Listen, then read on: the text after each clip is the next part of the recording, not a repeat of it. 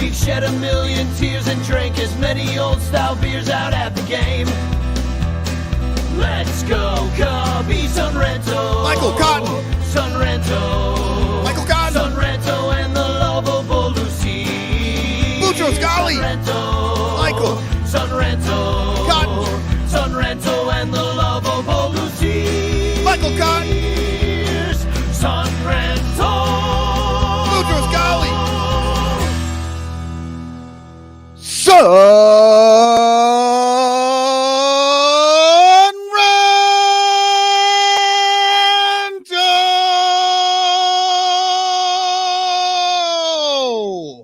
Hey, did you see I lip synced you? Hi, welcome to the I Son did. Ranto That was Show. very weird. I would prefer you don't do that again. I am professional Michael Cotton lip syncer and drag queen Danny Rocket. And I am here to talk about the Chicago Cubs for some reason at the end of this quite disappointing, dismal season that had a hell of a great week this week. It did go well. Didn't feel like it, but it went well.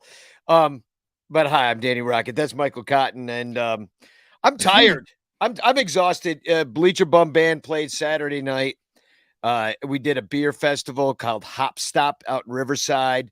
Oh yeah, It was a blast. I drank Cool. beer out of a tiny glass that they give you. They give you a lot of tiny little taster glass, so you could only get so drunk at a time, which is good because I had to play. So I kept it to a dull roar, and we went up there. But it was fun. We had a good gig.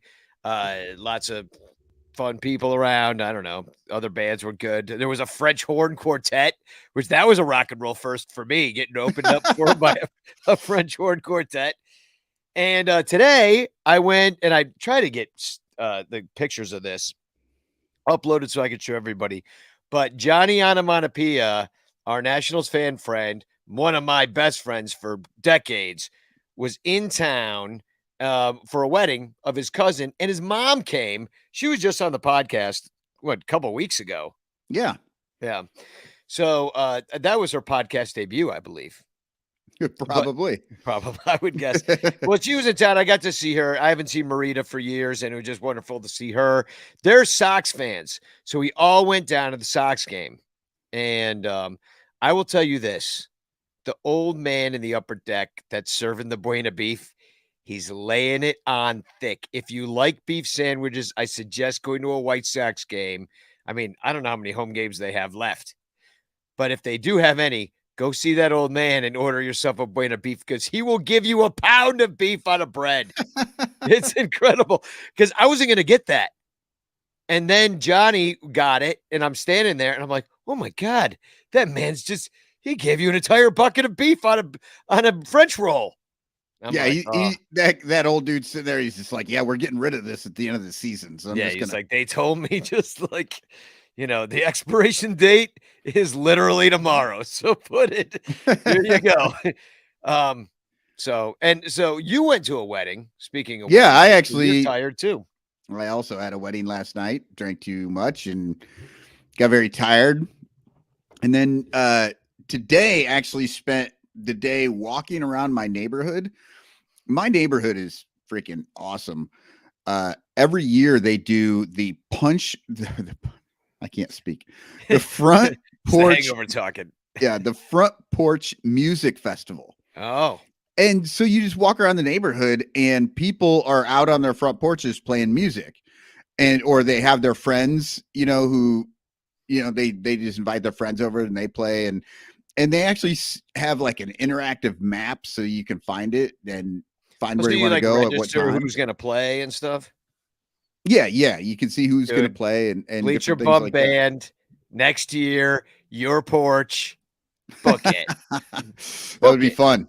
Oh, it would be good. We'll just plug into just run some extension cords from the house.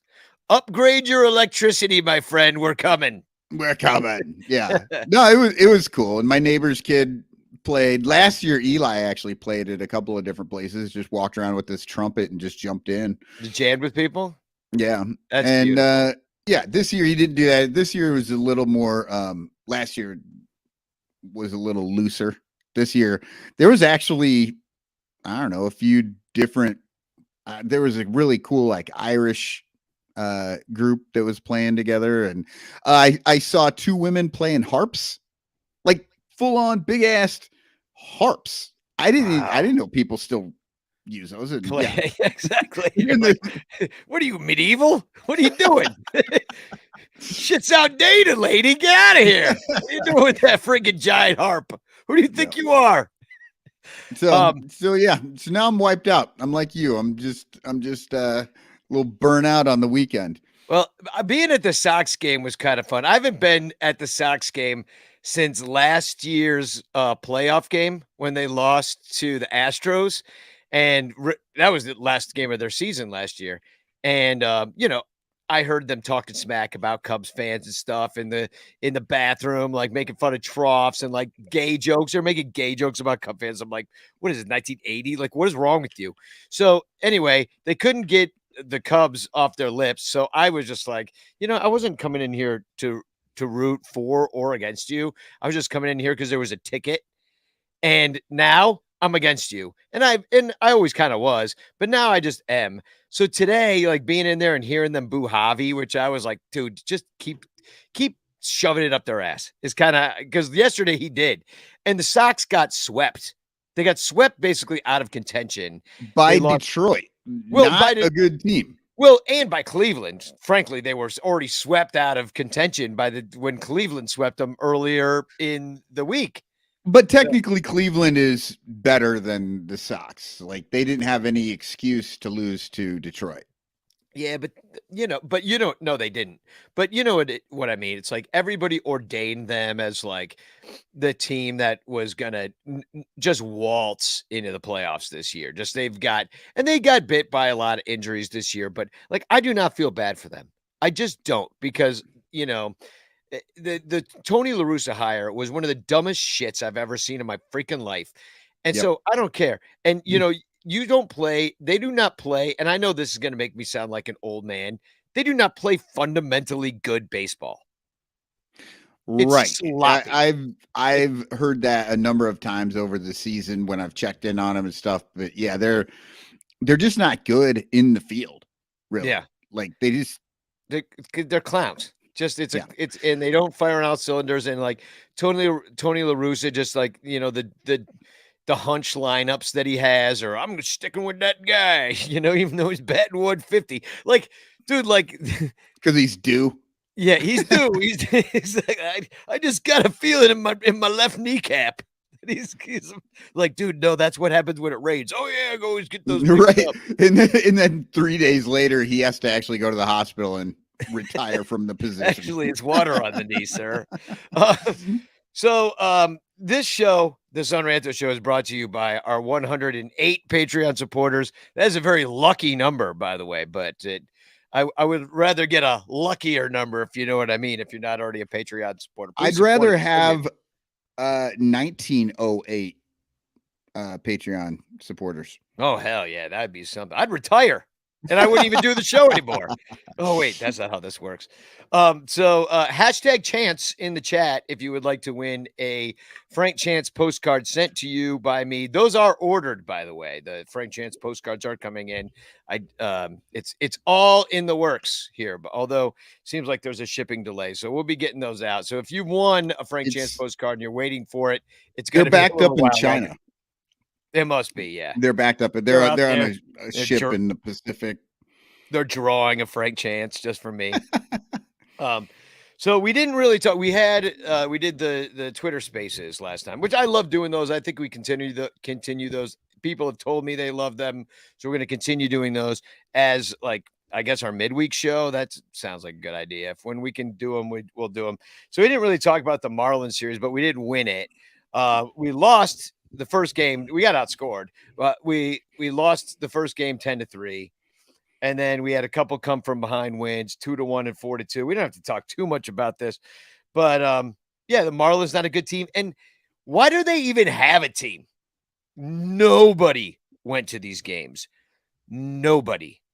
Yeah, they're announcing what I don't even know what they're announcing. Like 6,000, 7,000, 8,000. There might be 2,000 people in the place. Like, oh my God, this is like Montreal at its worst. They don't deserve a team. Like there's plenty, dude. If they had a team in Puerto Rico, it'd be sold out. Yeah. Every night. Oh, well, maybe. Might also be blacked out because hurricanes hit the place and they have no that power. never happens in Miami. Well, they have power though. I mean, There was even a Golden Girls episode about this. Which is how Danny learns everything. It's just the very special Golden Girls episode. Yeah, you'll find me at the intersection of Golden Girls and baseball. So but it's just pathetic, like what they've got, what they're throwing out there. But they do have some nice young arms in that organization. As far as this goes, Miley had a really bad start. He always looks like he's on a rehab assignment, like he's working. Well, on he something. is now. He is, yeah. Well, he is now because he goes out there, has a really bad start against the Marlins, and then the other night he tried to throw to second base, and I guess we're never gonna see him again. Right, it's like an oblique. He's done. Like he'll never come back. Like maybe ever. Oh yeah. I mean, it's the end of this year. The Cubs aren't going to bring it back, and why? I mean, he might want to keep trying, but if this year was any indication, he shouldn't, because he can't stay out there. He's good when he's out there. Like he was generally pretty good when he threw like 5 or 6 innings, but he also, that happened 2 or 3 times and then he was out again. Like he just, he's I don't think his body is going to hold up to another season. No. Even if he wants to. Johnny and I were talking today in the stands about he's a Nationals fan, if you guys don't know who Johnny is, and talking about Steven Strasburg. About that's how he is. He's like comes on, throws like a no-hitter for like 40 innings in a row, and then he's out for 6 years. And then he comes back and he threw and nobody can hit him. He's the most amazing pitcher ever. And then you never see him again. It's just like honestly, I can't remember the last time I thought about Strasburg, but yeah, he was the poster child for counting innings and doing all that stuff. And they, a lot of people think that they could have won the World Series that year if they had just used the kid. And, way back when the year we beat him. Yeah. And then they pulled him. And so he didn't play in the playoffs. Yeah. It was a mess way back then. And yeah, he's just been on and off the IL. It seems like his whole career. He made a lot of money for being on and off the IL that long. Yeah, exactly. Not too bad for just going around being an injured guy. Most people like that are just on disability. So, I laugh. But the other guy who had 2 starts this week was Adrian Sampson, who continues to astound the baseball world with what is going on. Like, he was good today. He was good against the Marlins. And I mean, that was the game. He gave up 8 hits against the Marlins. But only 1 run. Yeah. And then I mean, if you spread those hits out or they're all singles, it's not that big a deal. Yeah. And then, I mean, I don't know. What do you take away from this Marlins series? Like, I mean, not much. Alzolai's back, getting his work. I mean, it's not been going well. I got a question for you about Alzolai. They've been using him out of the pen. Why? He's been a starter this whole time. I think possibly, I don't know. My thought on him coming out of the pen is just that he isn't built up to go deep at all. And so they're just trying him out as a swingman, just do the, and be the long reliever, be the bullpen thing, because they could try and give him starts, but they're not going to be able to let him go more than 2 or 3 innings regardless. So they've got other guys. I mean, they got guys like Sampson who are doing things that, maybe they want to see that, so I think it's just more of a, you haven't been here all year. Let's just play you out of the pen. You're going to be We're going to try and get you actual innings, but we can also pull you after one inning if we want, type of a thing. Yeah. I think they're That just makes playing sense. it slow and You just sort of think easy about the with them. preparation it takes for a starter and that kind of how that's different. And when you have more of a mindset of getting through a game. Now, even if they're not going to build him up to those amount of pitches. So I do understand it from that standpoint. But if you're just, I mean, it just kind of, it didn't surprise me. I was just kind of like, because they're using all the guys that way, like, oh, now he's starting, now he's relieving. And I don't think Alzolay ever solidified himself in this rotation. He was somebody that we hoped would, but it hasn't happened really yet. And so let's see what's going to happen out of the pen. But I just wonder what their kind of plan for him is, because I don't know what it takes to be a starter as opposed to come in later in the game. But I would imagine if you know you only have to pitch less pitches, you're going to empty the tank a little bit differently. Right. Yeah, that's what I would assume. But I don't know. I mean, it's obviously it's a bigger. I would think it would be harder to be a starter because you just don't know when you're playing versus being a starter. But when you're a starter, it's like you kind of know you're going to be in there. You spend the whole day getting ready for that shit, So I'm really not sure which is easier. And you have more of like a game plan, because like as a reliever, you don't even know who you're going to face, like when you're going to be in there. You don't even know if you're going to pitch that day. And I don't think that's true right now. I think everybody kind of does know when they're gonna pitch. Like that's because they're going 2 or 3 innings. They're just like, yeah, we're gonna get you in there today. Like you're scheduled for 3 innings today, regardless. Yeah, that's what it seems like. And I mean, somebody said in the chat, Facebook user, I don't know who you are, but that's okay. But somebody said he's better as a reliever. I don't know that. I think we've mostly seen him as a starter. This year, he's only relieved, and it hasn't gone well at all. I mean, he's got a 6.43 ERA in the 3 games and the 7 innings he's pitched. And so, I mean, but maybe overall, I'm like looking at his.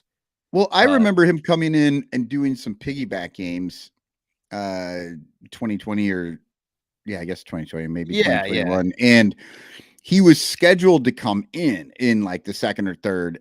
And I remember him doing fairly well. Yeah, it's totally, and it is true overall. As a starter, he's a 5.19 ERA in 130 innings pitched versus a 2.72 ERA, which is half. And that's in 36 innings pitched.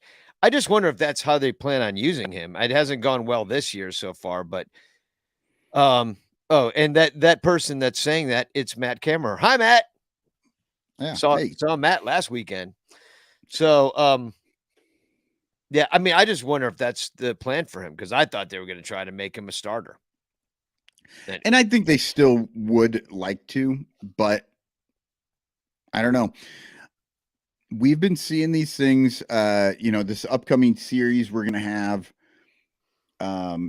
the Keegan Thompson probably do his, piggyback like he did the last time, and I'm wondering if maybe they're looking into that with some of these guys like Thompson, like Alzolay, and they go into next year trying to still thread the needle a little bit, but especially at the back end. Yeah, and do these 2-player starts so that they can sort of ride the younger hot hand, or maybe the guys that aren't quite as good. Yeah, throw Justin Steele into that conversation too. And then the other thing that was, I guess they're trying out is Patrick Wisdom at right field. Or maybe, I mean, he did well. I mean, he made a couple nice plays out there. Yeah, well, I mean, today though, we got to see Franmil Reyes out there because you got to have Horner as your DH now because he's back, and so they're like, "Hey, Franmil, we want you out there in right field." I was like, "What the hell is going on here?" And he hadn't played like the entire time. He's like, Puppy was like, "Me now? I didn't even bring my shoes today." He's got to find a glove. Exactly. It's like, hey. Patrick Wisdom gives him here's my right fielder glove. It's not used much. Exactly. I just bought it. Right. I just bought this in Miami. But Well, I asked Gary, our friend Gary, the Indians fan and the old drummer and keyboard player for the Bleacher Bum band, and he's been on the show talking about the Guardians. But anyway, I asked him. I'm like, so well, I was gonna say like the Indians now the Guardians. I don't know exactly how to put that because like when they were the Indians, then like we beat the Cubs beat the Indians in the World Series. We didn't beat Yeah. the Guardians. You know what I mean? That's what the team was called at the time. So I want to be like, because Gary has only talked about the Indians with us. He's never actually talked about the Guardians because I Well, don't you think just say we didn't Cleveland. play him this year. Cleveland, yeah. You just say Cleveland. You say the Cubs beat Cleveland, and now they play the Guardians. Yeah. And then you just skip the other word altogether. Well, I asked why Cleveland got away, got rid of Franmil, and they said too many strikeouts and he sucked at outfield. And I was like, well, now he's on our team, so good for us. And he has quieted down a little bit. I think he's at like 220 now. He's not quite. Not that he was ever like really hitting for a high average or whatever, but he did seem to have a little something going when he first came in. Now he's settled in a little bit and he's dropped off. And he's not really hitting a lot of dongs. He looks like a dude that would hit 220 and hit 25 homers. No, he's not doing that though. He's basically the poor man's Kyle Schwarber. Except he's on hitting the side of the plate. He's hitting 220 with lots of triples for some reason. Yeah, exactly. Excuse me. He's basically Patrick Wisdom, except without any fielding ability. Right. So they're gonna go hide him over in right field. Yeah. Yeah. I don't know. He didn't do anything wrong today, really, I guess. Like, I don't know. Nothing like they won and his name didn't pop up as like, holy shit, did you see what he did? Like, because I listened to some of the game and you just didn't hear much about him. So yeah, I guess he was fine out there. Maybe the Pirates just can't hit to the right field. I don't know. I mean, the Pirates are bad. So and the Marlins aren't good either. The Marlins got some arms, and we saw some of the Pirates. Just to transition over to this series, we saw some of the Pirates' young players. Real quick before we get off the Marlins, though, apparently that losing that series to the Cubs made Mattingly quit. He was done. He's like, you know what? Fuck this. I'm not doing it anymore. 7 years, the most games ever managed by a Marlins coach or Marlins manager. Is that something you really want to admit? The most wins ever by a Marlins manager. I don't know. And it's still under 500. Right. It's probably not good. So, but yeah, the most losses. But yeah, that just came up that he is gone at the end of the year. It seemed like a mutual thing. Yeah, I mean, you wonder about the direction. The White Sox are going to hire him next year. Oh yeah, probably. Yeah, well, you wonder about the churn of managers, especially kind of how things are going, like the Joe Madden comments a couple weeks ago about the stat guys and the analytics guys getting into the dugout and having meetings with these players like at game time, which Madden objected to as filling their heads with useful information, but maybe not actionable at game time, and just to let them focus on performance. And I think there's a lot to be said of that. And you wonder when every time now it made my head wander as to whether Mattingly is just a little bit more, in a different headspace than the front office. If it's a mutual parting of ways, it's like, I don't like how things are going down here. I can't believe we just lost to the Cubs. I'm out of here.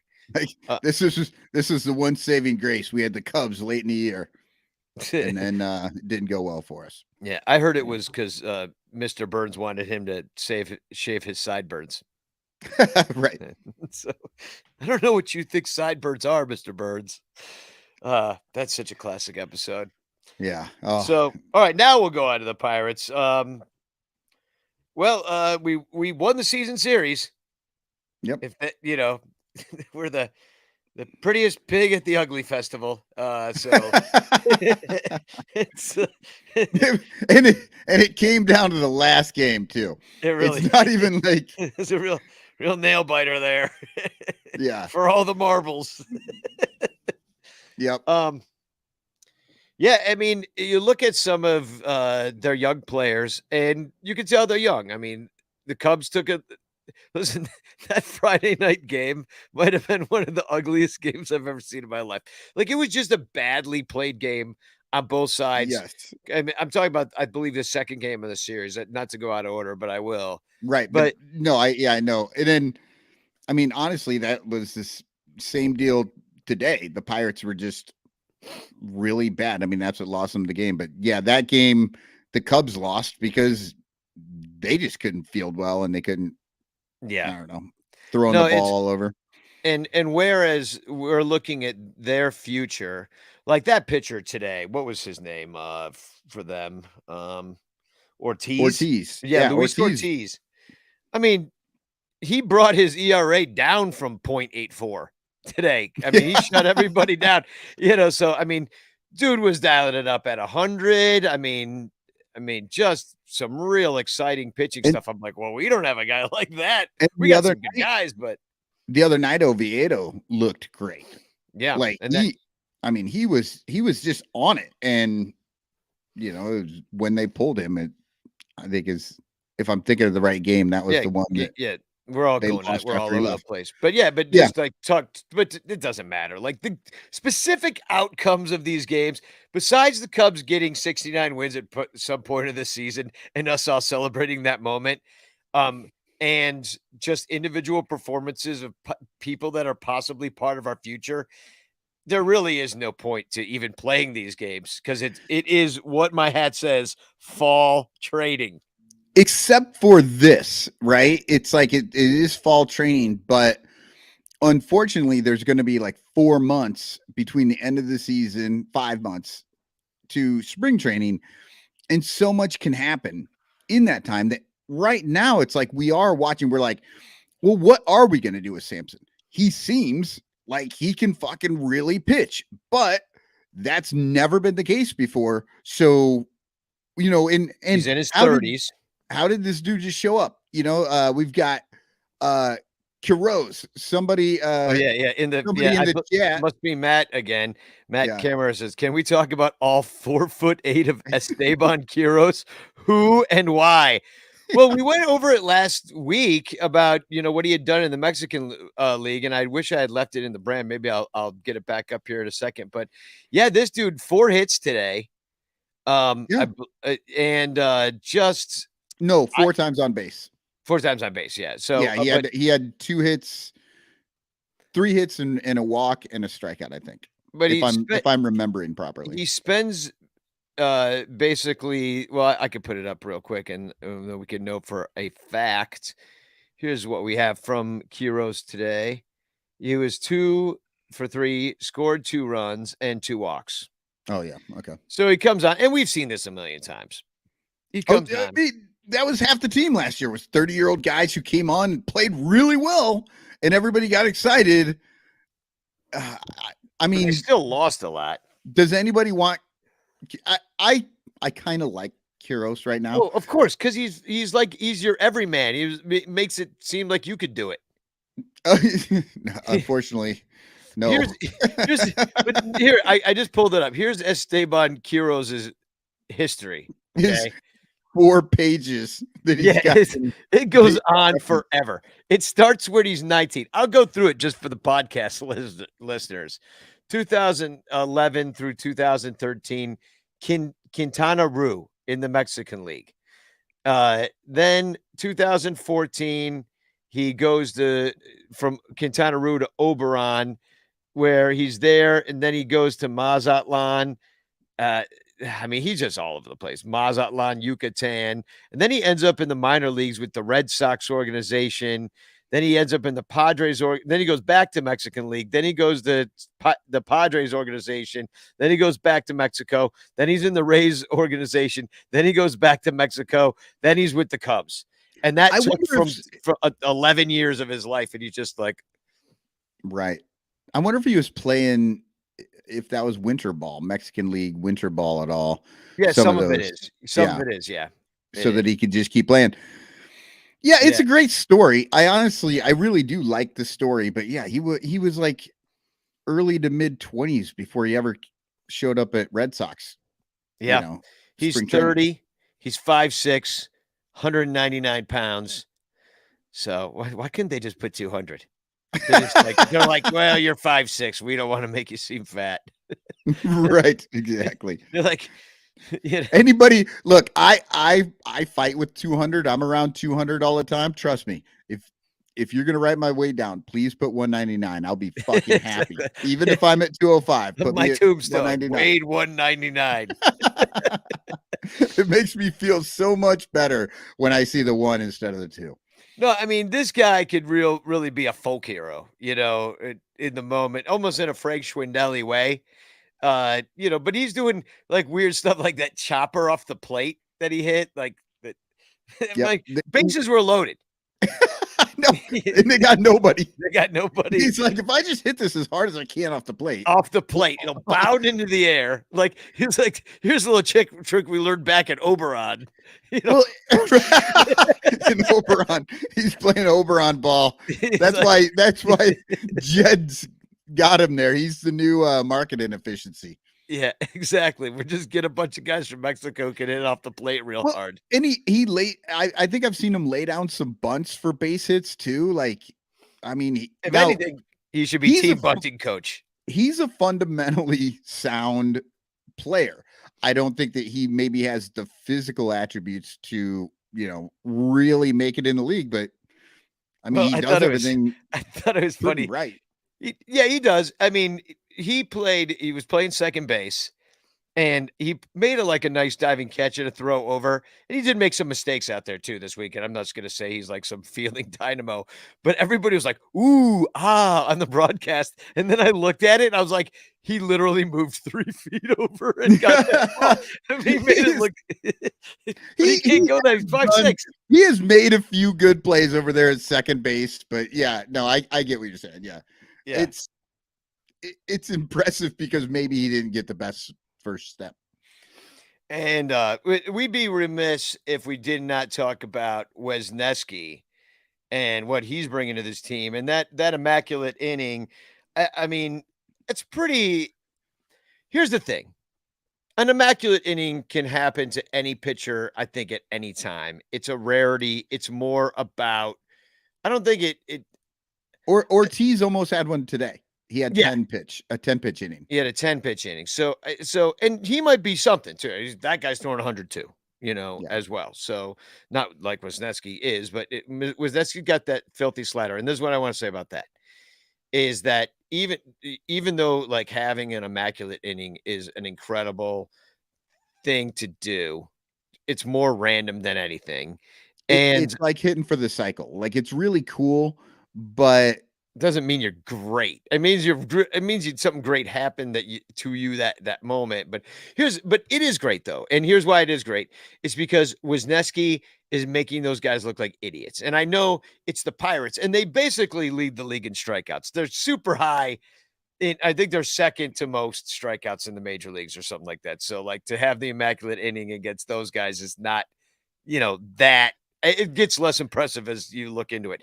But what I'm saying is, the way they struck out, getting fooled so badly, whether they miss it or just look at it, they were getting fooled. All 9 pitches, fooled. And how many strikeouts did he have in that game? Over 7? I want to say. I think he had like 7. Let me see. 6. 6 over 6.1 and gave up the 1 home run. And 3 of them were in 1 inning. Yeah. On 9 pitches. Yeah. So he gives up 2 runs, but either way, like he gets into the 7th inning, gets the win. I mean, you just gotta I'm excited about this guy. I think we might have got a real dude here.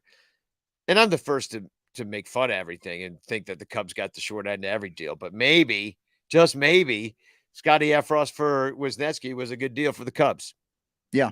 Well, hey, we're jumping all over the place. Yeah, I don't really care. I That's don't fine. really need to do all these poems. I really Oh don't yeah, care. no, we But need to I do a do. poem. But I do want to do the one that I wrote that has Wisniewski in it. Okay, yeah, we could talk about game one a little bit. All right, let's do this one.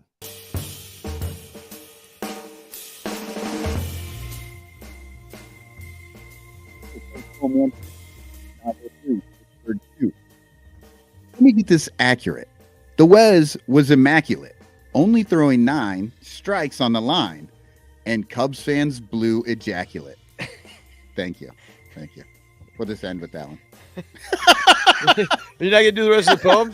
No, No, you just I wanted to say ejaculate loud. I was just, you know what? Hey, I rhymed accurate, immaculate, and ejaculate. I got it in there, and nobody saw that coming. So I feel real good about myself. I'm at the point where I'm just like, what kind of weird fucking word can I try to rhyme to at this moment? Give yourself a challenge and be like, oh, this one should be fun. Yeah, I mean, what do you want to say about this one? And the other thing I want to say about Wisniewski is he's very physical player. Like he had to cover first base a bunch, and he was getting over there. They did that one challenge in the first inning that ended up being correct. They also had a challenge in this series where they were wrong and lost their challenge. Yeah. Where Rossi challenged and it was wrong. So I don't know. Did you see? I don't know if you watched the condensed game on this one, but the Pirates broadcast were showing these kids that were like 4. They looked like maybe freshmen in high school. Oh yeah, eating hot dogs. The goal, it was, I think there were 4 or 5 of them, and the goal was to eat 100 hot dogs. Yeah, so they each had to eat like at least 20 hot dogs in order to do it. And I will say that yes, I saw it on the condensed game, and I was really frustrated. They never went back to him to tell me whether or not they made it. They did it, yeah. Yeah. And that's the thing that drives me insane. Even on a condensed game, they give us dumb shit like that sometimes. Like, I mean, it was kind of funny, but that's not the game. Yeah. You just skipped over like 5 outs just because you decided they weren't that impressive, but you made sure to give me 5 kids that want to eat 100 hot dogs. The other thing you can't see highlights of is errors. Yeah. Like they will not show you an error. And I don't know if it's to protect the player's ego, but a lot of times like runs are scoring on these errors. They only show it if the run is scoring. Yeah, but if some guy made an error and it's like inconsequential to the game, but you're like, no, I want to see him drop that ball. Yeah, you're like wait, how did the bases get loaded on that? And you look at it, it's because you're like 3 errors. Somebody fucked something up earlier. Yeah. Yeah, they dropped the pop-up or something. Yeah, they don't show it. It's lame. One thing I will say is that that Wisniewski immaculate inning that he pitched, that was in the 5th. Yeah. So Zaidman I don't even know if he knew it was happening. He was like sad about it. He's like, wait, it's over. My inning went too fast. Yeah. Pat, can I do the 6th too, please? And then Al Leiter Jr. came in and finished that one off. And 3 innings. Yeah, I mean, but it was pretty touch and go at the end. Like they almost lost all these games. Like it was touch and go, but I was still really surprised that he was able to pull it through because I mean, you give him 1 inning at a time over 3 games, and I expect one of those innings to be terrible. Yeah. So, and that's that piggyback situation again. They got a bunch of these guys, and Leiter Jr. He kind of reminds me of. Do you remember Trevor Cahill? Lyle used to call him the truck driver. Truck driver. He held on for a little bit. Had I think a good kind of year with Padres. I forget. Anyway, he was also old and came out and did some good stuff at the end. And they kind of used him in that similar way. So then here's what we got to talk about this Friday game. And they did win it, but it might have been. It's got to be one of the worst lineups I've seen in a long time. It made me think that we should have a segment called worst lineup ever and just try to find the worst Cubs lineup of all time. But this game, they win 6-5. This is one of the worst games I've seen played all year. Just sloppy. They committed 3 errors in this one. So yeah, it wasn't great. Higgins dropped a pop-up, which was not shown on the condensed game, of course, to protect his ego, and threw a ball away. Quiros had a bad throw in this one as well. So, but look at this lineup. McKinstry, Quiros, Bodie, Hap, Wisdom. Okay, I'll give you that. Yeah. Who they take Wisdom out for Velasquez. I don't know why. Maybe because Wisdom has no business playing right field. But I'm sure that must have been. Actually, no, I do know why, because he hit that home run. But they were talking about his finger. Oh, that's what he was dislocated and it's broke. They were saying that when he plays, it's really hard for him to play back-to-back games, because when he starts the game, it's good, but by the time he's done, it's like swollen up. He has to take a day off and stuff like that. Gotcha. So he's hitting them out. He had 3 home runs this week. Yeah, but it's funny that you brought up the lineup, because my poem. Oh, so we got to do the poem. Yeah. Sort of about let me get through it then. Rivas, Higgins, Jared Young, Michael Hermosillo, who got taken out of the game for Reyes at the end of it, and then Morel also came into it at the end of the game. So just really not a lot of pop.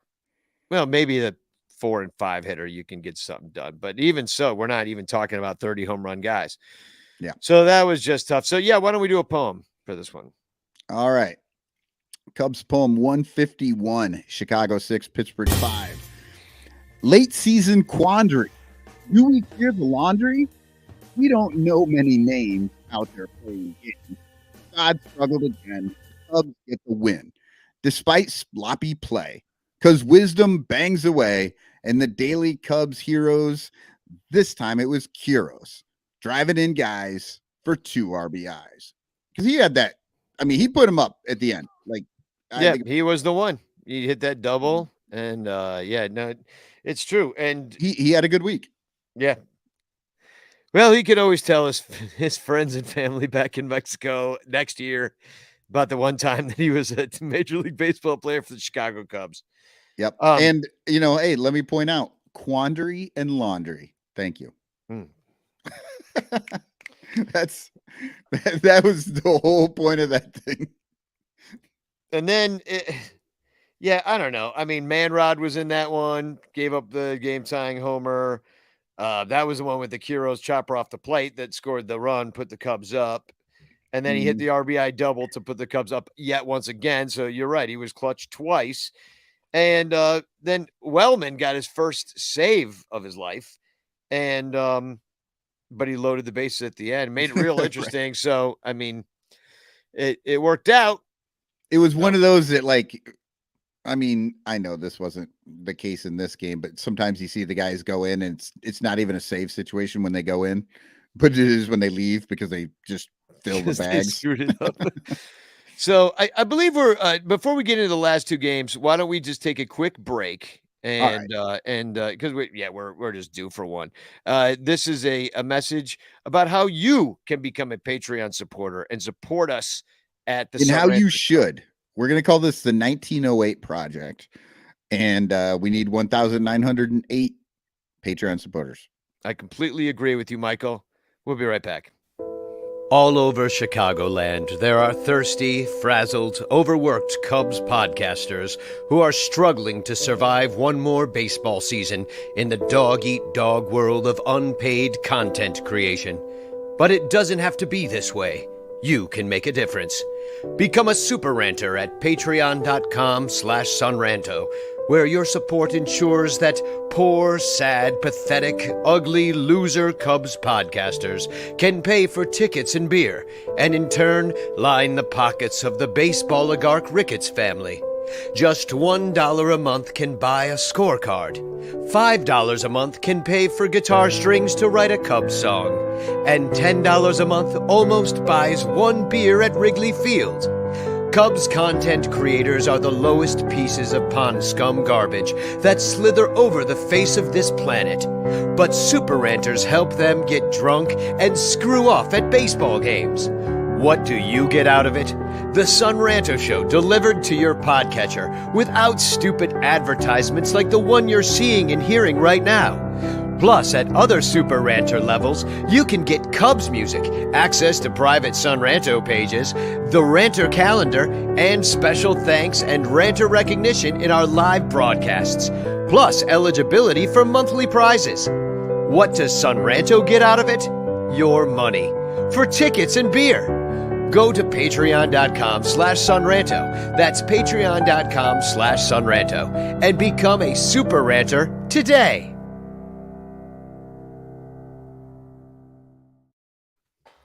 Welcome back to the Sun Ranto Show. Look, I have a beer. I was gonna go get water. Out of water. So I mean, that's a Peroni. It's pretty close. It's a really, really, really light beer. There were some great beers at the beer festival that the Bleacher Bum band I'm played the other day. sure there were. That would have been worth the price of admission right there. Yeah, especially because the admission was free. I was gonna say, did it end up being like a Blues Brothers situation? They're like, we owe you 200, but you drank 300 in beer. So, hashtag chance in the chat if you would like to win a Frank Chance postcard sent to you by me with a message of doom and acceptance. I don't know. Doom and acceptance. I don't know. That's hilarious. So, Wade Miley, we already talked about him getting injured and stuff. That was it's too bad, because I do like him as a pitcher. Very talented, works fast, obviously knows what he's doing. His body is just not cooperating any longer. And really bad on that play. Like he runs over there, picks up the little chopper or whatever it was, and then just launches that pitch into center field. You're just like, what? Yeah. He was like, rah! His back exploded. It's just like, feel bad for him. I mean, it's got to be so frustrating. It's like, I remember times that, I'm a singer. So like at times in my life where I was singing a lot and got into vocal trouble and like, I couldn't like hit certain notes and I had to work my way back from certain things. It's frustrating. It's depressing because you can't do what you could do physically. Now you can't do it. And so, I mean, see it happening to my mom, like not being able to walk around like she used to. It pisses her off, She's like, come on, stupid body, work. You're talking about my life this whole last week. Because I got hernia surgery and a vasectomy same time. I honestly don't recommend that. Yeah. Apparently they work against each other a little bit, but man, I have not been able to walk around properly or just move. Like it's been a struggle. Like every time I want, like I just laugh, but it's funny. No, it is like, but like I told you, I had a vasectomy too. It hurts. They're like, that's no problem. Just you're in, you're out, and be like, no, you won't sit down regularly. Actually, for a while. the vasectomy has not been too bad compared to the hernia surgery. Basically, every time I laugh or cough or something, my stomach explodes. Oh, sweet. Knock knock. I know. I'm luckily it's been 4 or 5 days. I'm getting over it. Starting to feel better. Thank God. So and this was game 3. Yeah, this is the other one where Johan Oviedo we're talking. I mean, these guys dialing up there for the Pirates in the high 90s, low 100s. I mean, it's pretty impressive. And you look at their younger players like that Bae. BAE They just showed up. Didn't they have like something like 6 rookies in their lineup that night? Or Ramon Castro I think he's a rookie. Sawinski, Chicago area native, which we're gonna have to hear about for the rest of our damn lives. He's I think if not a rookie, close to it. I mean that Bay guy, he's freaking quick. Yeah. Well, and Cruz out there. O'Neal Cruz. Yeah, he didn't play in this third game, but does O'Neal Cruz? I've been watching him. He's 6'7". Do you think, because we don't pay attention to, all the talk on Pirate stuff, has anybody talked about him not being able to play shortstop because he's too big? You remember when Chris Bryant came in and they're like, well, obviously he can't play third base. He's too tall. And he was like 6'3" or 4. He's just too tall to play third base. And then, you got Oil Cruz is a giant human being. When he's standing next to people, these are big ass like ball players, and they look tiny next to O'Neill. Yeah, no. I actually really like. He's one of the more fun people to watch because you're just like, how are you so like big and tall and doing all this him and also Key Brian Hayes. So I'm just saying, like, our 31-year-old guys versus their prospects, and they played really sloppy. Like you look at the fundamental sides of things, and you could see that it's not a seasoned ball club, but these guys are going to be playing together for a while, and I can see them kind of putting something together. I don't know if they'll ever spend the money to get the frontline pitching, but I don't know, maybe if a guy like Luis Ortiz can start dialing it up and you can build around that, and then you throw together a bullpen and you don't have to spend that much to make it okay. No, and like you said, there's a lot of these guys that are young. They're all around the same age. They're all coming up. They're going to play together. And now that they've gotten rid of the playoffs and they've moved to this like postseason tournament for half the kids, they have an actual opportunity to get into the tournament. And then, as they always say, right, it's a crapshoot. Who knows what's happening? I think you kind of know, and I think it's going to be obvious, but they could get a run going in the tournament. Yeah.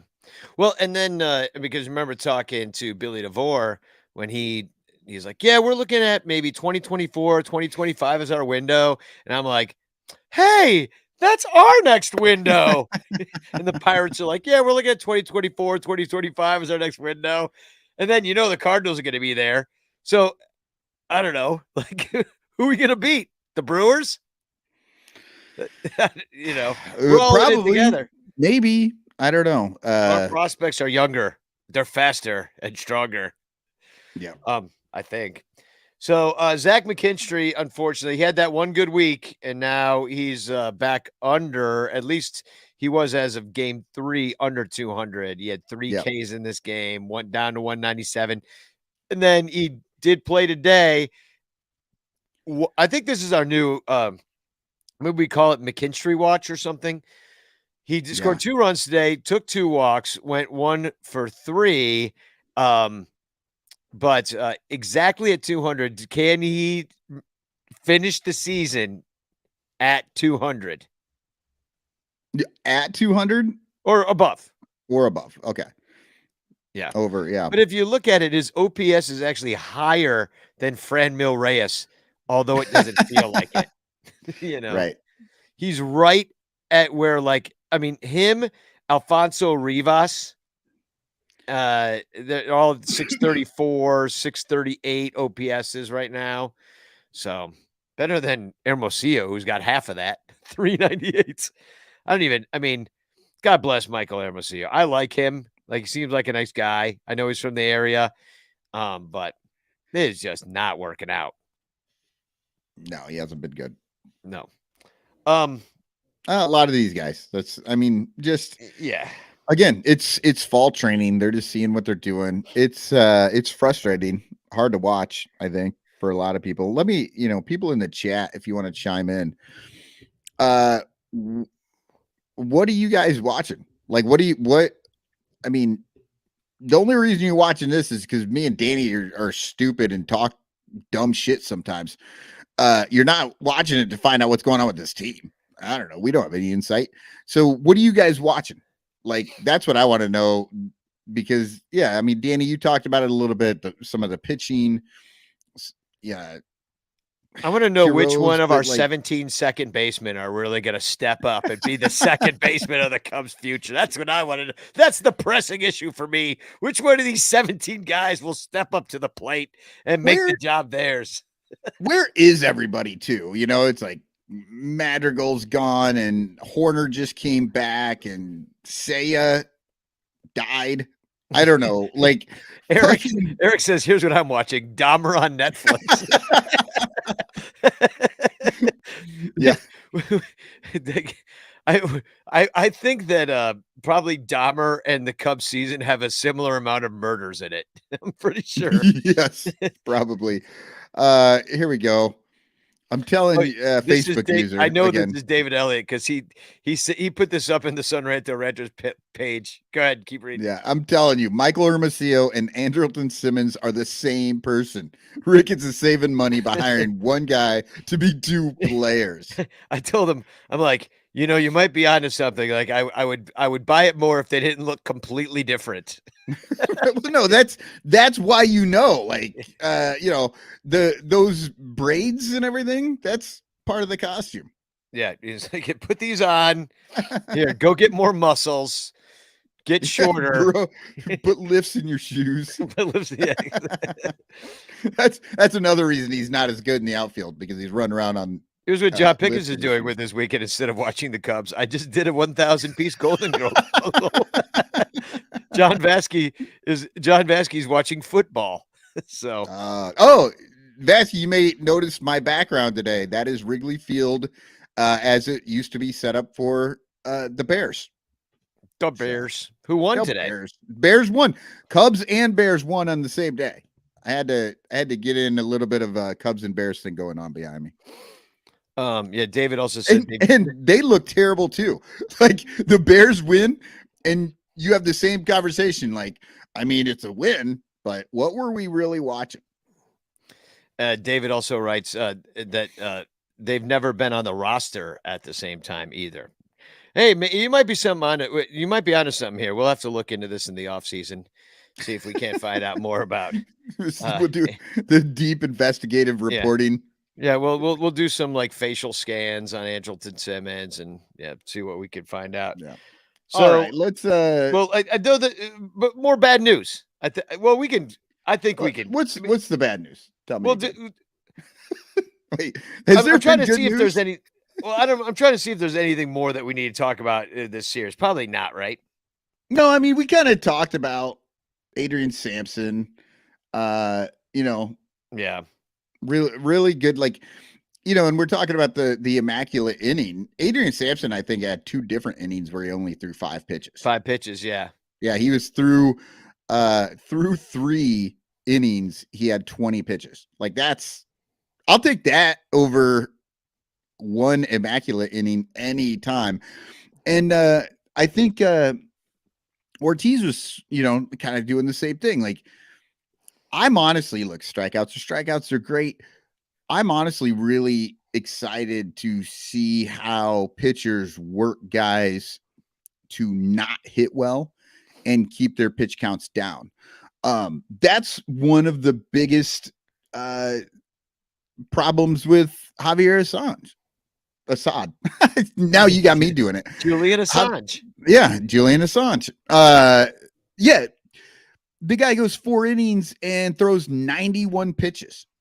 He's doing it wrong. Like he's not even getting a lot of strikeouts. I do have it in the notes that, and I didn't say it, but I'm like, Javier Assad, maybe not really good. Maybe not good at, well, I mean, these guys aren't all going to be good. That every guy that we bring up is not going to be good. I mean, Javier Assad wasn't even a prospect. I mean, the only reason he's up here is because they didn't want to start the, exactly. Well, Sampson, I believe, is 30 years old, is he not? Yeah. Oh yeah, 31, I think. I don't know. But Assad came on and he had a couple of good games and it was, kind of fun, and he thought maybe, but then all of a sudden it felt like he started to, it's like he's pitching scared now. Like before he was just like chucking them in there, like, let's just see how this goes. And he was getting weak contact. He was giving some up, but he was willing to get in there. Now he's throwing 8 pitches a guy because he's got to throw, 3. He's got to go like full count, all these, it's annoying just to see how many pitches he's throwing and then and he walks a couple of guys, and next thing you know, he's I got to just don't face think like he's 6 probably. guys in an inning. It sucks. I'm doubtful he's a part of this team for too much longer. I feel like he'll end up maybe as one of those guys that transitions into the bullpen based only on what we've seen. Like if they can get him to go in there and just say, okay, you're going to do 1 inning, just throw it really hard and challenge the guys. I don't know. It feels to me like it feels to me like he just started pitching a little bit scary. Like he had a little bit of success. And he's like, now I can't fuck this up. Yeah. The infield It's fly girl sad. here in the chat says, speaking of Adrian Sampson, that his 31st birthday is coming up. So he's 30 now, he'll be 31, and that he's a lots of Giants legend, Adrian Sampson. I wonder what makes him legendary. We'll have to have her on the show and she could let us know why. Because I guess he's going to be around. I thought Adrian Sampson was going to be one of those fringe roster guys, but I forgot what bad teams look like. That they keep these dudes around.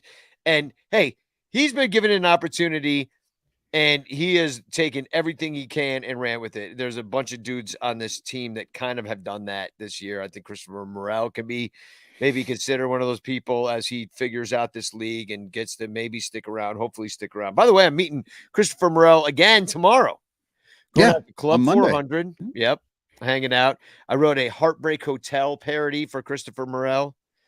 So cool. That sounds like fun. Yeah. It's going to be a Morel's another one of these guys in fall training. He came out kind of, looked real good. He's still an exciting ball player, but he's striking out too much now. See what kind of adjustments he can make in the offseason. I was thinking, when we do our Cubs grades episode after the season, we're really going to have to get into the annual Cubs grades where we go player by player and we tell you exactly how good they were and what they're projected. Or we're not. Yeah. So look forward to that. That's going to be some riveting off-season entertainment. So yeah, Cubs beat the Pirates. They beat the Marlins. So we do well against mediocre teams. I don't know what I'm looking at here really, or what it all means. I don't think it means much at all. I really think it's kind of meaningless Major League Baseball as we're seeing it now, except for they're getting their work in and they're getting their reps in and they're working hard and, God bless the boys. But again, every time you look at one of these lineups, you literally you're looking and you're like, today it was Wisdom, Hap, and Horner. And you're like, well, I can pretty much guarantee I'll see those guys next year. And honestly, Wisdom, maybe not. You know what I mean? Like Wisdom is he got to 25 homers for the second season in a row. That's nice, but he's not irreplaceable. You know what I mean? Like, I mean, he could find himself just blocked by them going out and getting a player to play his position, unless he happens to be able to pick up over at first. I don't know. He had more home runs than Chris Bryant did this year. I'll tell you that much. Oh man, I saw a stat. There's only been like 9 players in the history of the Rockies organization that have had over 100 at bats in a season and did not hit a home run. It's only happened like 9 times. 9? And he's one of them now because he had over 100 at bats and did not hit a homer this year. Yikes. But no, he had to hit a homer. No, none. No, 0 homers. No, he hit a homer. He just didn't hit a home run his first 100 at bats. No. He hit home runs this year. Did he? Yeah. He did. Or maybe he didn't hit it at Coors. I don't know. I saw the stat up there. If anybody knows, tell us. Yeah. Vasky says KB played 42 games this year. Yep. So that's not 100 games. Oh, 100 at bats. He had 5 home runs this year. Okay, maybe none of them were at 180 something plate appearance. He home and away. He had 0 home runs at home. Oh my God. That's okay. So that's what it was. It was the fact that he had over 100 at bats, but did not hit any homers in Coors Field. Yeah, he batted .323, but yeah. OPS, but his OPS was over 230 points higher, 235 points higher away. Now it's small sample size because Well, to be only fair, that's honestly what a the third of the Rockies. season. That's what the Rockies need. Usually, their players can't hit when they go on the road, so they're just Well, they they're got just putting their team together to be better. That's what Oh they're doing. man, some 3D chess. So, one before we get into previewing the Phillies, one kind of sad note is that Again, Miguel Amaya's hurt again. Like, yeah, you said he broke his ankle. How did he break his ankle? I don't fucking know. I Wait, don't know. in which team was he on? Because the I don't think he was playing. Tennessee Smokies. No, I don't was think like he the was playing. Smokies and the South Bend Cubs both just finished their seasons and they won. And I don't think AAA has been doing. And I was just like, wait, how did he break his fucking ankle? Obviously not playing in the game. He returned. He was raking. This is from Bleacher Nation. Stan at Crusette on Twitter is one that broke the news, which is weird because it got broken in Spanish, and the injury actually happened on September 11th, which is the most disastrous thing ever to happen on September 11th. Let me tell you. I know, sorry, that's a bad joke. Too soon. Hey, I was there. I can joke about it. No, I can't. It's actually He's got children. He stepped on a plane. Yeah, he was his dad broke the news. Did his dad break his leg? Max Amaya. he like kicked him in the leg and then tweeted. Yeah. Which sounds way dirtier than you meant it.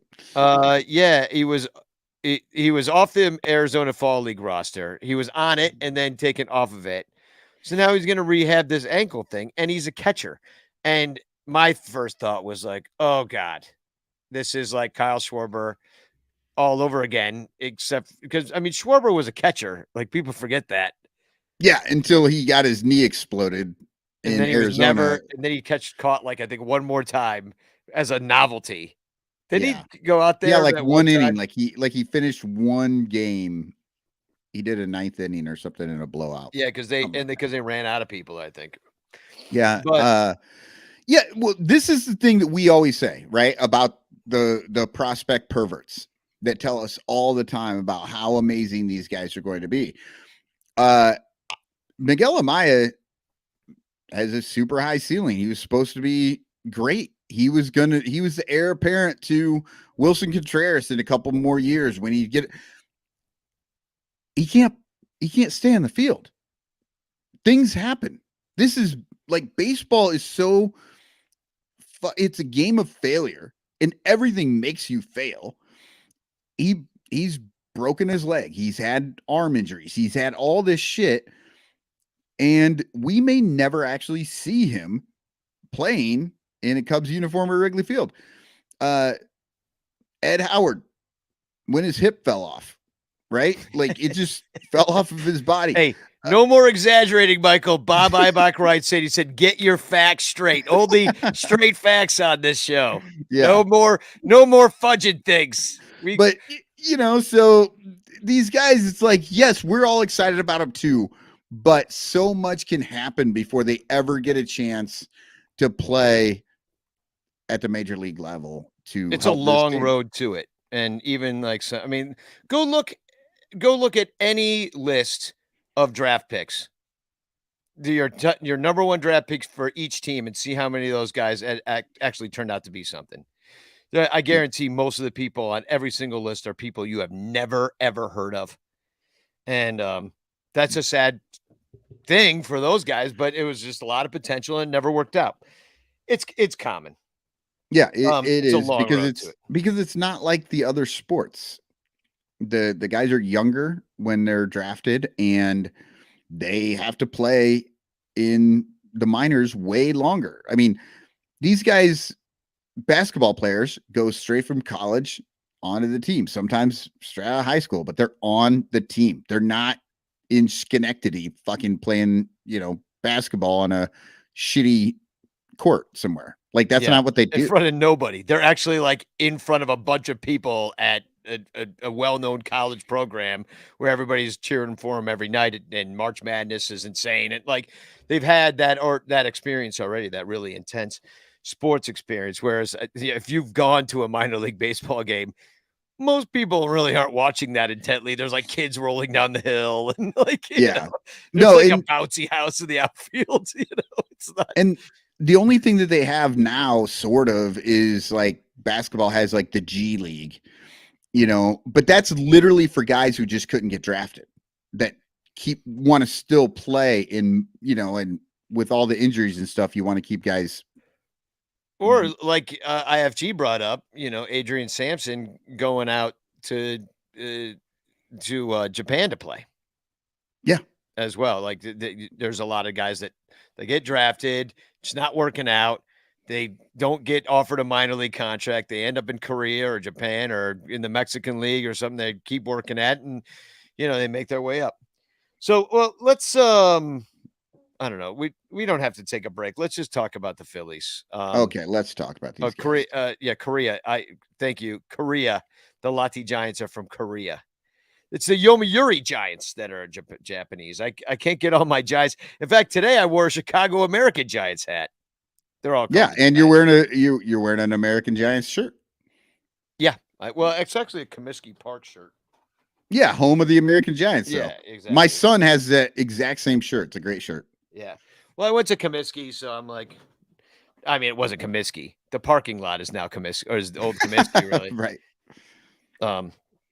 Beautiful view of the city skyline from that parking lot, too. Let me tell you, can't see it from the stadium, but oh man, from that parking lot, looks just great. All right, the Phillies, they're coming in and play. They're the last team that are gonna come in and play for something, because they are in third place right now in the NL East behind the Mets and the Braves. They're fighting for a wild card spot. The Brewers are still trying to sneak in. I looked into it. They have the Brewers have a slightly easier schedule, although it's debatable because they've got 3 with us, which I don't know. I kind of consider that easy for the Phillies. Yeah. Then they got 4 with Washington, which is the worst team in the major. Oh my God. That's they're ridiculous. And then 3 with Houston. Houston's tough, but they are already locked in and may not give a shit. Exactly. So, and then now, which is kind of unfair, that they should have to field a competitive team but anyway, here's what, because the Milwaukee Brewers aren't really playing with anybody. They got 2 with the Cardinals, who also might not give a shit. They got 3 with the Marlins, 4 with the Marlins, who we just saw and beat, but they have some good arms. And then 3 with the Diamondbacks at home. So, I mean, the Brewers, I mean, what happened today in the game? The Brewers are done. I mean, St. Louis won't back off at all because, I mean, it's not like they have the greatest record in the world to do so. Plus, anyway. Pujols has roid rage. Yeah, Pujols is. We didn't talk about Pujols hitting his 700. Do you know why? Because there's a Cubs podcast. We don't talk about bullshit. We don't talk about fake ass fucking records that don't matter. Yeah. No, they do. It's quite impressive, but it's so annoying. All the it would be more impressive if he didn't get 6 months or like 6 months. He didn't get 3 months of free steroid use to break it, because he clearly came out in these last 3 months and is on something. It certainly feels that way. So both the Brewers and the Phillies lost today, both of them. So nobody wants this thing, I guess. And right now, Milwaukee remains a game and a half out. Yeah, well, St. Louis is not going to take it easy on them, especially because they're in the same division. So that's just not going to happen. The Marlins are going to rally behind Mattingly and win out, right? So, they're going to send the old man out on a winning streak. And then who do you have? Arizona? Arizona just sucks. I mean, I don't know what the fuck. Like, they'll be so demoralized by the time they get to Arizona, they'll just quit. Well, and I don't know how easy it is going to be for the Phillies, though, facing us in a way, because we swept them, if you recall, right after the All-Star break in Philadelphia, and we outscored them 25-7. And they are 10-11 in September right now, which is pretty much right where the Cubs are. I believe the Cubs are 500 right now in September. One big thing, and I don't know if you have this in your notes, but I saw it today. The Cubs, after in the post All-Star break, the Cubs pitching staff has the third lowest ERA out of the entire league, behind like the Astros and the Mets, I think, something like that. Yeah. But the Once third, again, I was Michael, blown away when I saw get your that. facts straight. It's an ass stat. I'm pretty sure it was the Mets and the Astros, and then the Cubs are the greatest team to to ever grace a baseball field by certain metrics. right. Our advanced stats show Stats. that the Cubs have been 18 games better in the second half than their record shows. Well, remember earlier when we played the Dodgers, and I was like, somehow the Cubs have more hits than the Dodgers. All singles. Whereas the Dodgers have hit 43 more home runs. The Cubs lead the league in singles and also have scored the least amount of runs in the majors. They also lead the league in bad waves home. Exactly. Oh, well, I believe they're closing in on 100 caught stealings, which is pretty impressive. Oh, wow. Yeah. There's got to be teams out there that didn't try to steal, like entire teams that didn't try 100. Not 100 caught stealings, 100 no, we only have 36 caught stealings. Oh, yeah, no, it was they got the 102 plans. No, they did that already. That was from, I was going to screenshot that. I didn't. It was the EB softball, Jeff. Yeah. Yeah, I think we might be at 101 and 101, 102 at this point. And in fact, I was thinking because now everything that they screw up on the bases is called a two plan, which I think is kind of unfair. Like they need another stat, like oot ball. What did I call it today? No, Danny, what you're talking about is if they get thrown out on the bases and they're doing what they're supposed to do, and the other team just better, then that's one thing. It's when fucking Willie Harris is waving them home on a ball that didn't make it to them right down third base line. Like it's just you go on contact. That's what they're saying. And I don't like be. That's the two plan. That's they should not be. They're fucking pro baseball players. They should know better than to run on contact when the ball's coming right at them. Yeah. I don't know. Yeah. Well, know the difference. You're like, that one's going to work. That one's not going to work. But it's kind of like you don't really have that time to decide. And you can screw it up every so often. But Jesus Christ, this year. It really does feel that way. And I've been looking into how to really quantify all that stuff. It's kind of deep in the stats. Alfredo says, so the Cubs need to sign good base runners this offseason. Yeah, it would be nice. But they also have to get on base first. That's also part of it. And the other thing they need to clean up the base running, and I think they need to clean up the defense. And I think a lot of that is just not playing together that much. Right. And this second half of the season, the errors, the bad all that stuff, it's hard because these guys, and not only they haven't played together very often, they haven't played the position that they're on the field in very often. It's like, Patrick Wisdom playing right field.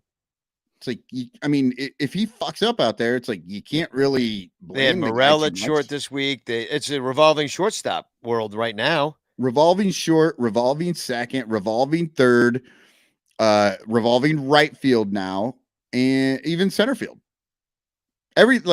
Left field is Hap. No, who's at first base? Rivas. Exactly. Yeah, for the most part, you got or Wisdom, or the catchers are Gomes and Higgins, and I mean, but yeah, everything else is in flux. Like they're just all over the fucking. They're place. all over the place. Now the Phillies, they kind of put it together. I mean, they got a real kind of team going on. At least they bought one, and it's not really working out. They're just kind of roaming into that third wild card spot. I'm going to put up their. This is just for the last month of at bats for these guys, and as you can see, I know Kyle Schwarber. I think he hit his 32nd of the year, 40s. What did he hit? Yeah, I think he's. I don't know. You got the stat right in front of you. No, I can't I see don't. Kyle Schwarber hit his. Oh, that's only for the week. No, Kyle Schwarber has hit 40 home runs. Yeah, he hit 40 home runs. Now we gave him up for nothing, but he has not really had a very good month. He hit 5 home runs over the course of the month, but he's batting 202 now, and he's got an OBP of 295. So that is way under what that's kind of the Kyle Schwarber we thought that he might be. Just somebody that would like pop it out of the park, but only get on base 1 out of 5 times, sort of thing. So, and then Bryce Harper, who has been hurt, also like batting 207, only 3 home runs.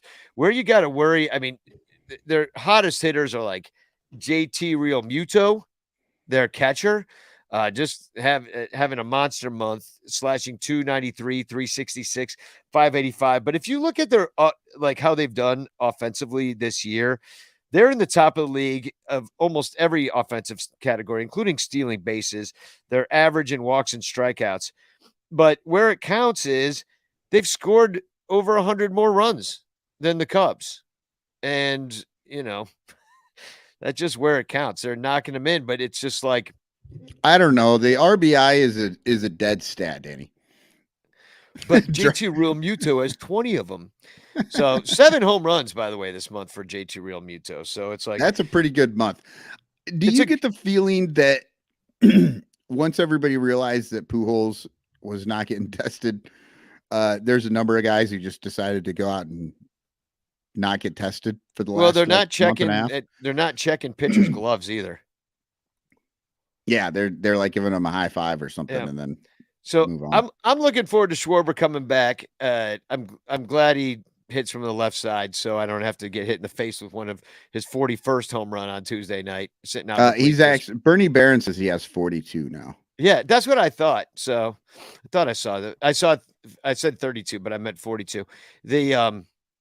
He's got a possible 50 homer season. Well, no, I don't know. You'd have to hit one a day. One a day for the next 9, yeah, for sure. But it's possible. But yeah, I mean, I can't believe we gave him up for nothing. It's so annoying. I think it's one of the worst moves the Cubs have made. To not re-sign him, and then they've been relying on their pitching staff. Now, here's something crazy.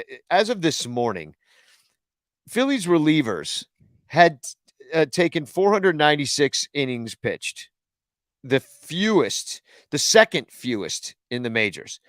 The Cubs, the second most innings pitched out of the bullpen, 622. So that is a full 126 more innings of bullpen usage for the Cubs. And that is a lot. Yeah. That's just like 2 different philosophies of a team. But as it stands, like the team ERA for the Phillies is 3.94. The Cubs this morning was 4.16. For the bullpen, it's all a little worse than that for both teams. And on the year, the Cubs and the Phillies, they've got a lot of strikeouts. They're 4th and 3rd, respectively, or 3rd and 4th. For strikeouts per 9 innings. And they've got the 7th fewest bases on balls per 9 innings. So like both pitching staffs are, not walking them, getting the strikeouts. Cubs giving up a lot more home runs and stuff. The Phillies, the 4th fewest home runs out of the pen. So that's a counting stat. So it's not really Right. as applicable. But they're just it's funny because it's like when you look at the stat, you're like, oh, the Cubs are right there with those guys ERA wise. Well, it doesn't freaking matter Yeah. because you still lost because the Phillies were built almost like the White Sox are built in a way, and that like, oh, we got some good pitching, we got Aaron Nola, and you know, we're going to see 3 really good pitchers yeah. in this series. Like it's And going even to though it hasn't worked out, maybe from the standpoint that they would have wanted it to be built that way, they also were counting on a lot of offense as well because they weren't counting on as much bullpen. Because if they did get Juris Familia from the Mets, but I think he's spent 6.09 ERA on the year. Nick Nelson, who I've never heard of, is taking the most innings out of their pen, but he's got a 4.55 ERA. The saves have been spread around. They got Corey Knebel. You probably remember him from the Brewers. He's got 12 of them. Sir Anthony Dominguez, a full-fledged knight. He's got 9 of the saves. So, like, they're kind of like spreading that around. So, I don't know that they have James Norwood, if you remember him. Yeah, it's like a who's who of people that we remember from a couple years ago. Yeah, and they're all on this team. Yeah. Brad Hand. Yeah. Good God. So anyway, it just, it's hit and miss with these guys. And I'm sure it's been frustrating for Phillies fans, which does not bother me because screw them. Then defensively, where the Cubs have the 7th most errors in the major leagues and the Phillies have the 4th fewest errors, the Cubs are almost at a league average defensive efficiency ratio, which is 697 is league average. Cubs at 695 right now. So we could be average. Yeah, we could be average. Let's be average. However, even though the Phillies have less errors than the Cubs do, they have a 688, the 7th lowest DER. And Pincus says we'll end up at 666. I don't think so. That's going to be hard. We're going to have to really screw up this last week. So, yeah, and Real Muto, because Cubs running game, over. Not that it ever should really even have started, but it's over. Yeah. Because JT Real Muto, not only does he hit real well, but he's throwing out 38% of the runners on the base paths. Yeah, I like Alfredo Campos's comment here. Ricketts. See, the Phillies tried to buy a championship and barely made a wild card. I think you could say the same thing for the Padres. Yep. That's and he will. He will tell us that every chance he gets. Yeah. So he won't pay attention to the Dodgers or the Yankees. He'll just show us the people that didn't pull it off. Yeah. So yeah, Nick the Stick coming back too. So that's exciting. Yeah, I mean, it's kind of a butchery defense. I don't think they get to a lot of balls. Yeah. Hashtag it's average here. Yep. So, and this is how the Cubs are going to close out this week. It looks like a good week for weather. It's going to be low 60s, down into the 50s even for some of those games. 49 degrees. We haven't seen the 40s for a while. 47 on Tuesday night. 49 Wednesday for those night games. And then Thursday, the day game, only 58 degrees and partly cloudy. Warms up a little bit on the weekend. And then we got the Bleacher Bum Band show on Saturday, October 1st. Michael, you're going to be around for that, right? I am planning on it. I'm planning on coming up Saturday and hitting those last 2 Cubs games. And for the last game of the year. Yeah. At Wrigley Field. I don't think I've ever been at a last game of the year. So yeah, we're going to do the Bleacher Bum Band or the Bleacher Smorgasbord, the potluck, where everybody brings like cookies or I don't know, like mini hot dogs. Or one year I brought pizza puffs because I live close to the ballpark. I was able to heat them up, put them in tinfoil, and they were still warm enough, like when I got there, kind of thing. But look at the weather on Sunday for the last game of the season. First of all, no rain is in the forecast for any of the days, so we'll get all these in. But Sunday, high of 69 degrees to finish the season. And hopefully that's not win number 69 because that means we lost a bunch of games. We lost a lot. We lost a lot of games. We lost. No, actually, we would have only lost at that point If we win game number 69, that we will have on that day, we would have gone 2-4 on the week. Yeah, and end Which up is 2-5 for no, because we're at 67 wins right now. Yeah, that's what I'm saying. Like if we get swept by Philly and win one game and win Friday and then lose Saturday, and then we would need the one more win on 69 degree 69-degree Sunday to get Well, win number what 69. it means is that we had gotten our asses beat by the Reds over and over and over because we're ending with like 8 games against them or some If shit. we end with 69, but like this isn't the last game of the season, it's the last game at Wrigley. So there's still 3 more with the Reds after this in Cincinnati. Oh, right. Yeah. So anyway, at least they're going to get these games in, and I asked you, you're going to do some of the previews about some of this stuff. So what do you got? Yeah, I'm going to run through here. So game 1, looks like we got Stroman coming in, 3.80 ERA. Last time out was in Miami. He went 6, had 7 strikeouts, a walk, and 5 hits. 2 of them were homers, though. He gave up 3 runs.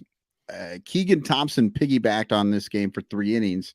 So I'm kind of expecting that same strategy in this one. What do you think? Like Keegan planning to come in and get I think that's just 4? like, yeah, absolutely. He is 4-4 all time versus the Phillies with 3 no decisions. And last time he saw them was on July 23rd. He gave up 1 run on 5 hits, 2 walks, 5 Ks. Game tied at 1. Went to clown ball where the Cubs scored 5 runs in the 10th. So I don't know if you remember that game. I don't because I turned it off after the 9th. I do. No, I do actually remember that game because it's one of those that like you look in the box score and it's like it looks like you kicked their ass, but in reality it was really close the entire time, and then you just had a big inning at the end. Yeah, I do remember that. Yeah. So Stroman is good against the Phillies. As a team, the Phillies are slashing 211, 257, 232 for a 489 OPS. None of the Phillies have a single homer versus Stroman. Bryce Harper, 0 for 10 with 3 strikeouts. Gene Segura and JT Realmuto have seen him the most, and both are over 1,000 OPS. Schwarber has 11 plate appearances against him. He's got 3 hits, 2 walks, 4 strikeouts. So Stroman is good against the Phillies, and he's actually seen him quite a bit because obviously with the Mets and the Phillies, saw him there. Going up against Zach Wheeler with a 2.98 ERA, 151 strikeouts on the season. Yan Gomes has seen him the most with 11 at bats, and he's hitting 455 off of Zach Wheeler. Oh, the next most at bats is Nico Horner with 6 at bats. So there's really not much to say. Wheeler was out for a little bit with elbow tendonitis, so his last start was only 4 innings versus Toronto. He was throwing harder in that game than he had all year, so it looks like he's feeling better. And that 151 strikeouts on the season, he's 39th in strikeouts, even with that time off. And the closest Cubs pitcher that we have is number 66 on it, and it's Justin Steele. And we haven't seen Justin Steele in a month. So, like, it says, I mean, it made me kind of surprised. I didn't realize, like, I knew Justin Steele was good. I didn't realize he was doing that good, that he's had a month off and he's still the Cubs leader in strikeouts. Yeah. Well, he had a couple of those games where he was doing, 10, 11, 12. Yep. All right. So let's move on to game 2. The Wez. 2.45 ERA. Last game was 6.1 innings, 6 strikeouts, 2 walks, gave up a solo shot, 2 earned runs. He has never faced Philly, so there's nothing to say about what he's going to do against them. It's all brand new. Aaron Nola has a 3.28 ERA. Only 4 players on the Cubs have seen him. Happ and Bodie are both 0-for, and Franmil Reyes is hitting 167. The guy that's seen him most, again, Yan Gomes. Yeah, of course. Who's We don't have hitting- no veterans. Yeah, he's hitting 375 and 16 at bats. We got old guys. We just don't have veterans. Right, exactly. Nola's last game was versus Atlanta. He went 6 innings, gave up nothing on 4 hits with 8 strikeouts. He did walk 3 guys, So maybe that's something. I don't know. Yeah, Not just that the Cubs are stand going up to take there, those don't walks. swing. See if we Yeah. get your walks, kids. Get your walks. Yeah. So, okay, game 3. Julian Assange, 4.28 ERA. He's been struggling. Had a 2-inning game with over 60 pitches and followed it with his 4-inning game that had 91 pitches. Against the Pirates, he struck out 2 and walked 3 and gave up 4 runs, 3 earned on 4 hits. Bullpen was good and they won, but he wasn't that good. And he's never faced Philly, so there's nothing to say about what he's going to do against them. Ranger Suarez, though, the Phillies pitcher, 3.38 ERA. Only 6 Cubs have ever seen him, and they are a combined 1 for 16. Yikes. The lone hit was from Alfonso Rivas. Yeah. So, well, got that we going did for you. sweep them though, so Yeah.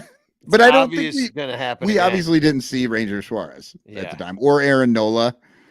We might have seen Zach Wheeler that stretch, Yeah. but I don't. I'm pretty sure that we didn't see Aaron Nola. I don't know.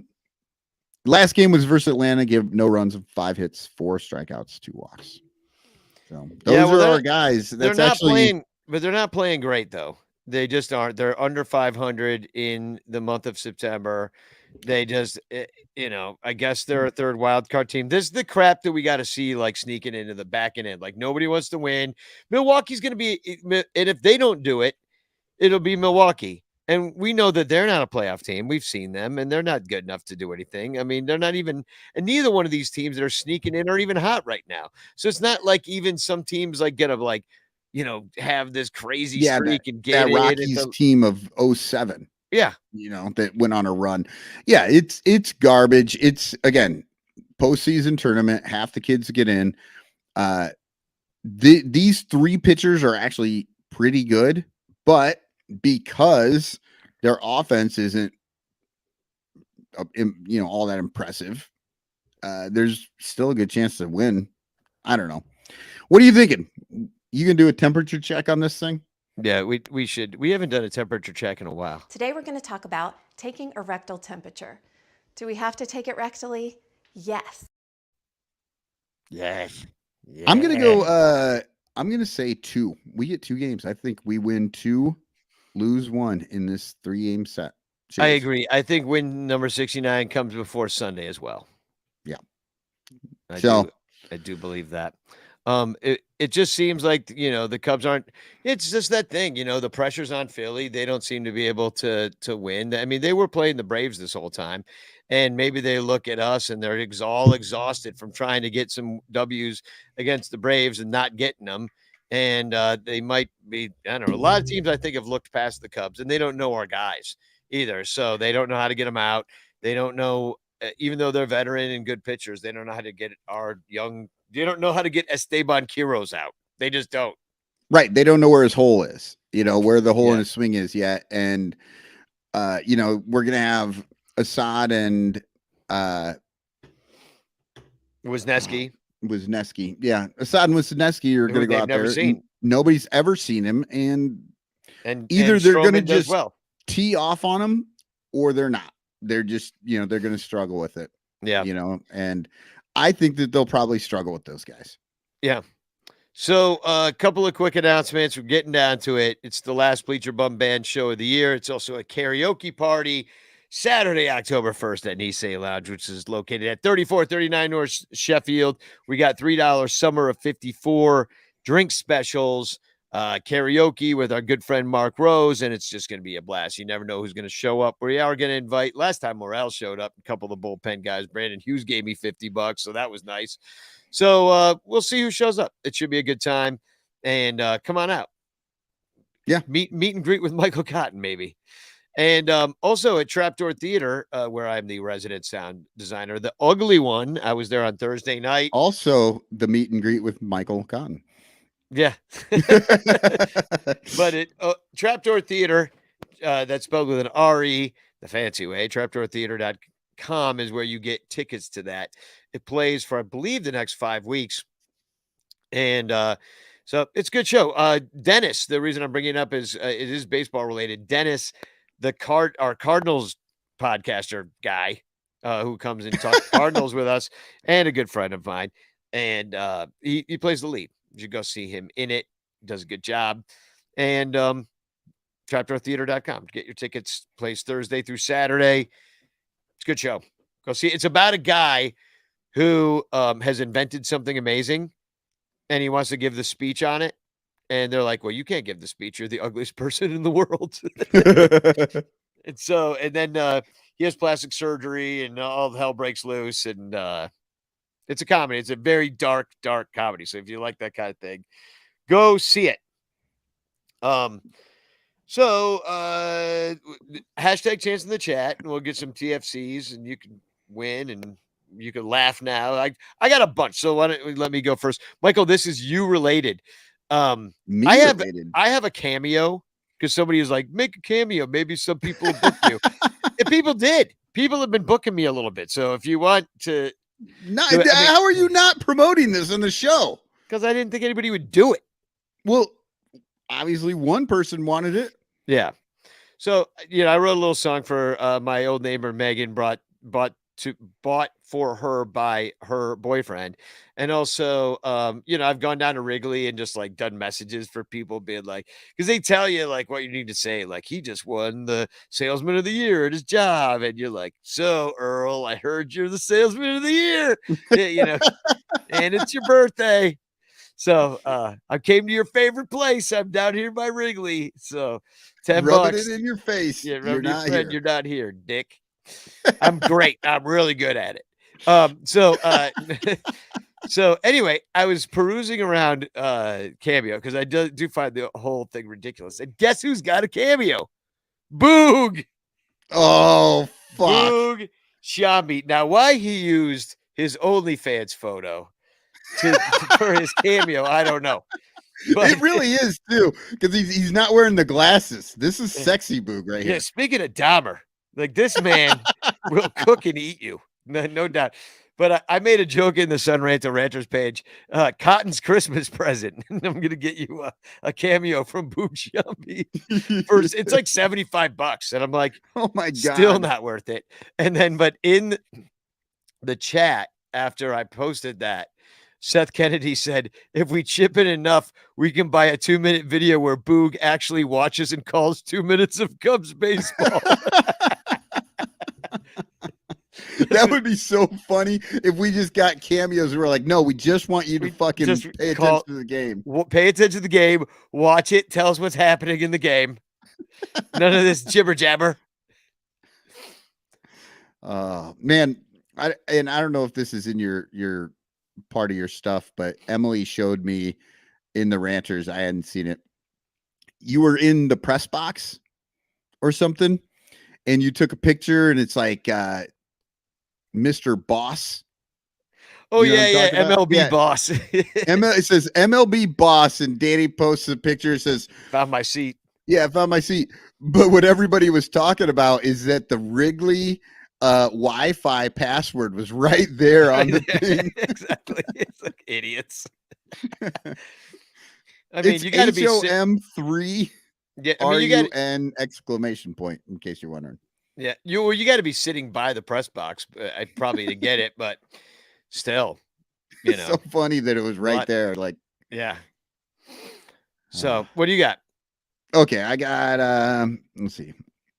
We'll do this one. This is not Cubs related, but this is ridiculousness baseball related. It's about the 61st home run by Aaron Judge. Jonathan Metzlar writes, Dad, what was it like to witness Judge's 61st home run? Well, I didn't have Apple TV, and MLB wouldn't let people watch local games. But let me tell you, I'll never forget the moment that blue circle popped up next to Judge's generic CGI body, and the screen said, in play, runs. Oh, man. I thought that was wonderful. Just, yeah. Let's see. Okay, I got, I think, well, I got really like 2.5, 1.5 more. So this has to do with the home run chase too, and it started with me on Twitter saying, if I caught Albert Pujols' or Aaron Judge's historic homer, I would simply throw it back. And Oh God, all the fucking know nothings had to come after you, didn't they?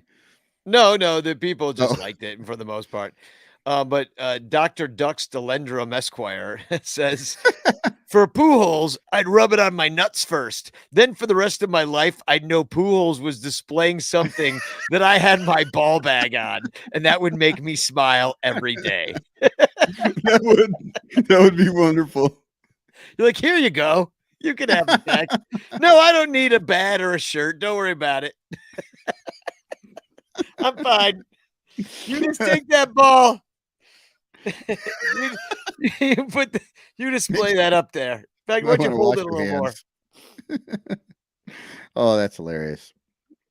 Now, and as often happens in the show, I don't even know what my next one is because it's been going on too long. Okay. Oh, yeah, this was the Pirates out on Twitter. They were talking about how they just got a guy from the Yankees, and Gaming Pro 2004 says, okay, I'm not going to lie. This is a huge W. Won't make this team any better. This won't even make me happy. LMAO. So, and I thought that he can't even be sad, right? Yeah, I know, but it's so funny. That's how we feel. I think with us too. It's like we could get a guy, and you're just I like, don't know. no, I mean, it won't even make me happy. I'm just, it's a great idea. I don't know. So I believe this is the last one, and this is just weird because I don't know what's going on with Zach Zaidman, but he just tweets this out like and he was down in Miami. He says, "Do you ever get the feeling that a dark cloud is looming over you?" And then there's a dark cloud looming over him. I just like this. Like, I don't know. What are you trying to tell me? Like you're getting fired? Like did they tell you this is your last week? Like what is happening? It was dark. Every dark cloud could have a silver lining. Yeah. It's called the 6th inning. After he's done talking. Right. So, all right. Hashtag chance in the chat. You two could win a Frank Chance postcard sent to you by me with a message of joy and pain, sunshine and rain. I was just thinking that. Joy and pain. So here we go. We're drawing it. I'm in it this time. And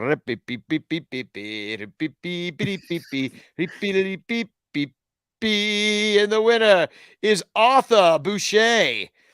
Congratulations, Artie. Multi-time winner. And once again, if you do win, you're going to be entered to win a much better prize that I haven't decided what it is. But we're going to decide. Which is why he put his own name in there. He's like, I don't even know what it is, but I know I want it. Yeah, exactly. I got a bit of a backlog of things. If you have won a prize on this show that is not a Frank Chance postcard and you think you know what it is, let me know because I will admit that I have completely lost track in all the stuff that's been going on. I've got a band. I've got this show. I'm on the show with Sarah. I got to make some money sometime. I've got the theater going. Like, there's a lot of stuff going on. Not real high on my priority list to like send bobbleheads to winners. Like I forgot. So if you've won something, otherwise we're just gonna have to start again with what I have. We're just gonna have to because I'm not going back to the tape. I'm just not.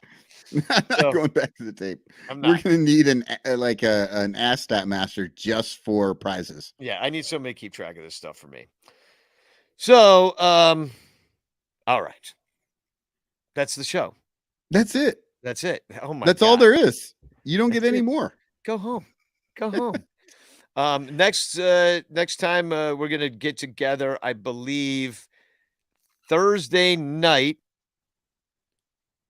I think that's what we said, and we're gonna do another chat, another Twitter Spaces because it's a lot of fun. Twitter Spaces, and I think is it going to be pregame? No, post game. Thursday is a post game. Yes, Thursday is post game. Day I'm game. going to that game with my mom. It'll be our last game of the season together, and then we'll come on at sometime shortly after that, probably 7-8 o'clock. Just look for it. I'll post in the Ranters page.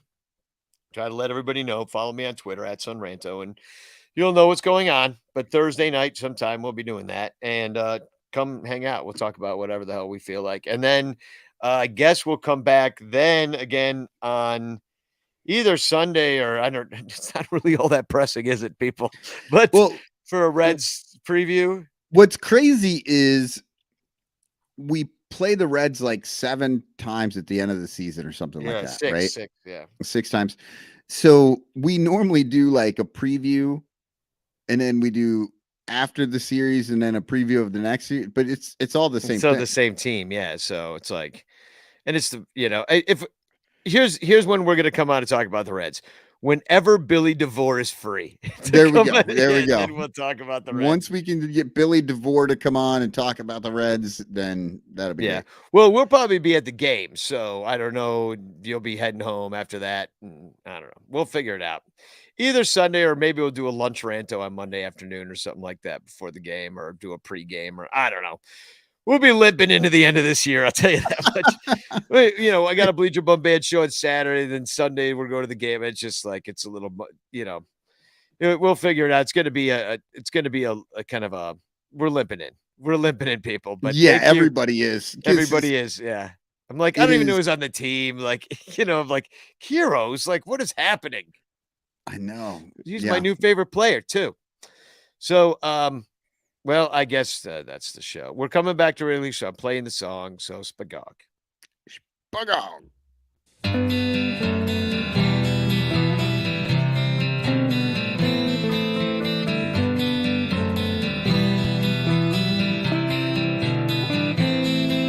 I'm coming back to Wrigley with a ticket in my hands.